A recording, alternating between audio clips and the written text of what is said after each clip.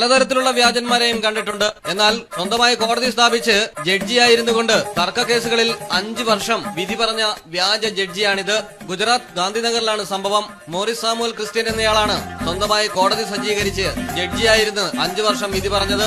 കോടതി യഥാർത്ഥ കോടതിയെന്ന് തെറ്റിദ്ധരിപ്പിക്കാനായി പ്രതി കൂട്ടുകാരെ സ്റ്റാഫുകളായും വക്കീലന്മാരായും നിർത്തിയിരുന്നു. കേസുകൾ തീർപ്പാക്കുന്നതിനും വിധി അനുകൂലമാക്കുന്നതിനും വേണ്ടി ഇടപാടുകാരിൽ നിന്നും പ്രതിയും സംഘവും വൻ ഫീസും വാങ്ങിയിരുന്നു. കോടതി നിയോഗിച്ചിരിക്കുന്ന മധ്യസ്ഥൻ എന്ന പേരിലാണ് ഇയാൾ വിവിധ വിഷയങ്ങളിൽ ഇടപെട്ടിരുന്നത്. ഒപ്പം പ്രതി ഒരു കെട്ടിടത്തിൽ കോടതി പോലെ തന്നെയുള്ള സജ്ജീകരണവും ഒരുക്കിയിരുന്നു.